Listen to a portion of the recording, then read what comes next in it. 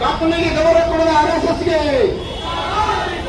ಕಾನೂನಿನ ಪಾಲನೆ ಮಾಡದ RSSಗೆ, ಕಾನೂನಿನ ಪಾಲನೆ ಮಾಡದ RSSಗೆ, RSSಗೆ ಧಮಕಿ ಹಾಕ್ತಾ ಇರುವಂತ RSSಗೆ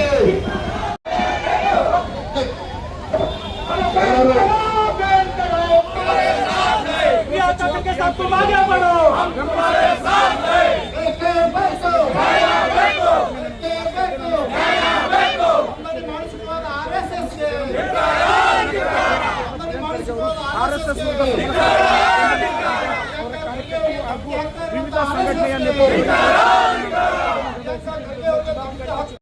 ಹೋರಾಟದ ಉದ್ದೇಶ ಏನಪ್ಪಾ ಅಂದ್ರೆ ಈ ದೇಶದ ಸಂವಿಧಾನದ ಕಾನೂನೇನಿದೆ ಆ ಕಾನೂನಿಗೆ ಗೌರವ ಕೊಟ್ಟು ಇವತ್ತು RSS ಸಂಘಟನೆ ನೋಂದಣಿ ಮಾಡ್ಕೊಳ್ಳೇಬೇಕು. ಒಂದು ವೇಳೆ ನೋಂದಣಿ ಮಾಡದೆ ಹೋದರೆ ಇವತ್ತು ಅವರ ಕಾರ್ಯಚಟುವಟಿಕೆ ಏನೋ ಅದಕ್ಕೆ ನಿಷೇಧ ಹೇರಬೇಕಂತ ತಿಳ್ಕೊಂಡು ಇವತ್ತು ಕೇಂದ್ರ ಸರ್ಕಾರಕ್ಕೆ ಮೋದಿ ಅವರಿಗೆ ಇವತ್ತು ನಾವು ಒತ್ತಾಯವನ್ನು ಮಾಡ್ತಾ ಇದ್ದೀವಿ. ಅದೇ ರೀತಿ ಏನು ಈ ಒಂದು ಪ್ರಶ್ನೆಯನ್ನು ಕೇವಲ ಒಂದು ಪತ್ರ ಬರೆದು ಮೋಹನ್ ಭಾಗವತ್ ಅವರಿಗೆ ನಿಮ್ಮ ಸಂಘ ರಿಜಿಸ್ಟರ್ ಆಗ್ಯದೋ ಇಲ್ಲೋ, ನೋಂದಣಿ ಆದೋ ಇಲ್ಲ ಅಂತ ಕೇಳಿದಂತ ಕೇವಲ ಪತ್ರ ಬರೆದರೆ ಇವತ್ತು ಪ್ರಿಯಾಂಕಾ ಖರ್ಗೆ ಅವರಿಗೆ, ಕರ್ನಾಟಕದ ಗೃಹ ಸಚಿವರಾಗಿರುವಂಥ ಪ್ರಿಯಾಂಕಾ ಖರ್ಗೆ ಅವರಿಗೆ ಧಮಕಿ ಹಾಕುವ ರೀತಿಯಲ್ಲಿ RSSನವರು ಇವತ್ತು ಫೋನ್ ಕರೆಗಳ ಮಾಡ್ತಾರೆ. ಇವತ್ತು ಕೆಟ್ಟದಾಗಿ ಬೈತಾ ಇದ್ದಾರೆ.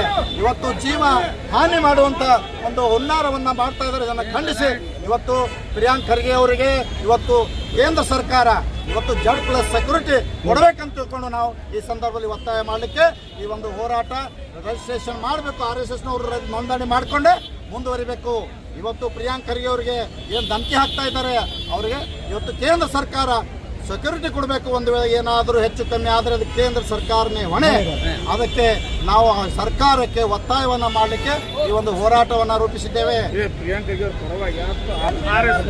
ಇದು ಕಾನೂನಿನ ಪರವಾಗಿರುವಂತಹ ಒಂದು ಹೋರಾಟ. ಕಾನೂನೇನಿದೆ ಸಂವಿಧಾನದ, ಈ ದೇಶದ ಸಂವಿಧಾನದ ಪರವಾಗಿರುವಂತಹ ಹೋರಾಟ, ಸಂವಿಧಾನದ ಕಾನೂನು ಪಾಲನೆ ಮಾಡ್ರಿ ಎನ್ನುವಂಥ ಹೋರಾಟ. ಈ ಒಂದು ವಿಷಯವನ್ನು ಕೇಳಿದ ಪ್ರಿಯಾಂಕಾ ಖರ್ಗೆ ಅವರಿಗೆ ಇವತ್ತು ಧಮಕಿ ಹಾಕ್ತಾ ಇರುವ RSSನವರ ವಿರುದ್ಧ ನಮ್ಮ ಹೋರಾಟ ಇವತ್ತು ನ್ಯಾಯ ನೀತಿ ಮೇಲೆ ನಡಿಬೇಕಂತ ಹೇಳ್ಕೊಂಡು ನಾವು ಹೇಳ್ತಾ ಇದ್ದೇವೆ. ಇವತ್ತು ನೀವೇನು ಪ್ರಿಯಾಂಕಾ ಖರ್ಗೆ ಅವರಿಗೆ ಧಮಕಿ ಹಾಕ್ತಾ ಇದ್ರಿ, ನಾವು ಹೇಳ್ತೇವೆ ಪ್ರಿಯಾಂಕಾ ಖರ್ಗೆ ಅವರೇ, ನಾವು ನಿಮ್ಮ ಜೊತೆಲಿದ್ದೇವೆ, ನಾವು ನಿಮ್ಮ ಜೊತೆಗಿದ್ದೇವೆ. ನಿಮ್ಮ ಹೋರಾಟ ಮುಂದೆ ಬರಲಿ. ನಿಮ್ಮ ಹೋರಾಟ ಇವತ್ತು ಯಶಸ್ವಿ ಆಗುವವರೆಗೂ ಕೂಡ ನಾವು ನಿಮ್ಮ ಜೊತೆಯಲ್ಲಿರುವಂಥ ಈ ಹೋರಾಟ ನೋಂದಣಿ ಆಗಿಲ್ಲ ಅಂತಕ್ಕಂಥದ್ದನ್ನು ಪ್ರಿಯಾಂಕಾ ಖರ್ಗೆ ಸಾಹೇಬರು ಕೇಳಿದ್ರು. ಮೋಹನ್ ಭಾಗವತ್ ಅವರಿಗೆ ಅಷ್ಟು ಅರ್ಥ ಆಗಲಿಲ್ಲ.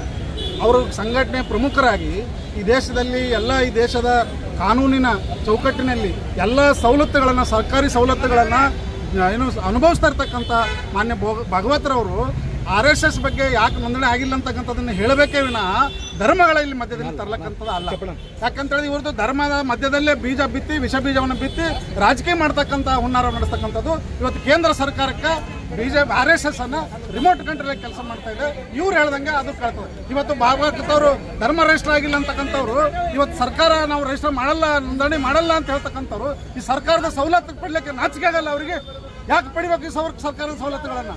ಇವತ್ತು ಮೊನ್ನೆ ನಡೆದಿರ್ತಕ್ಕಂಥ ಬೆಳಗಾವಿ ಒಂದು ಏನೋ ಅವ್ರ ಬೈಠಕ್ ಆಯಿತು, ಅಲ್ಲಿ ಪ್ರಿಯಾಂಕಾ ಖರ್ಗೆ ಅವ್ರ ಬಗ್ಗೆನೇ ಚರ್ಚೆ ಮಾಡಿರ್ತಕ್ಕಂಥದ್ದು. ಇವತ್ತು ಅವ್ರನ್ನ ಟಾರ್ಗೆಟ್ ಮಾಡ್ತಕ್ಕಂಥದ್ದು. ಇವತ್ತು ಅವ್ರು ಯಾವ ರೀತಿ ಗೆಲ್ತಾರೆ ನೋಡೋಣ ಅಂತಕ್ಕಂಥದ್ದು. ಇವತ್ತು ಗೆಲ್ಲುವ ಸೋಲಿನ ಪ್ರಶ್ನೆ ಇದಲ್ಲ. ಇದು ಹೋರಾಟ ನ್ಯಾಯದ ಹೋರಾಟ. ಇದು ಹೋರಾಟ ಸಂವಿಧಾನದ ಬದ್ಧವಾಗಿರ್ತಕ್ಕಂಥ ಈ ದೇಶದಲ್ಲಿ ಸಂವಿಧಾನಕ್ಕೆ ಎಲ್ಲರೂ ಕೂಡ ಗೌರವ ಕೊಡ್ತಕ್ಕಂಥದ್ದು. ಆ ಕಾರಣಕ್ಕಾಗಿ ಇವತ್ತು ನಾವು ಈ ಸಂವಿಧಾನ ಪರವಾದಂಥ ಹೋರಾಟವನ್ನು ಮಾಡ್ತಾ ಇದ್ದೇವೆ.